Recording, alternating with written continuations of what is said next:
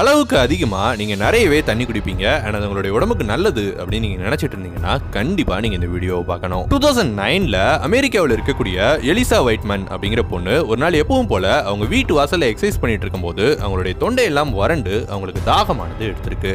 சரி, கொஞ்சம் தண்ணி குடிச்சிட்டு வந்து நம்ம இந்த எக்ஸசைஸை கண்டினியூ பண்ணலாம் அப்படின்னு முடிவு பண்ண எலிசா அவங்களுடைய வீட்டுக்குள்ள போய் கொஞ்சம் தண்ணி எடுத்து குடிச்சிருக்காங்க.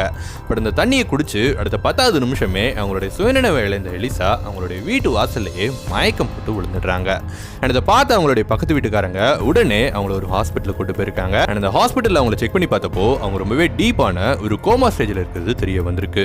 அது எப்படி இவ்வளோ நேரம் வரைக்கும் எக்ஸசைஸ் பண்ணிட்டு இருந்த ஒரு பொண்ணு திடீர்னு கோமா ஸ்டேஜுக்கு போவா அப்படின்னு சந்தேகப்பட்ட டாக்டர்ஸ் அவங்களுக்கு சில அட்வான்ஸ்டான டெஸ்ட் எல்லாம் எடுத்து பார்த்திருக்காங்க. அந்த டெஸ்டோட ரிசல்ட்ஸ் படி எலிசாவோட உடம்புல கிட்டத்தட்ட 2 லிட்டர் வரைக்கும் தண்ணீர் இருக்கிறது தெரிய வந்திருக்கு. எஸ், தாகம் எடுக்குதுன்னு சொல்லிட்டு எலிசா அதிக அளவுல குடிச்ச அந்த 2 லிட்டர் தண்ணீரானது அவங்களுடைய உடம்புல இருக்கக்கூடிய சோடியம் லெவலை குறைச்சு அவங்கள கோமா ஸ்டேஜ் வரைக்கும்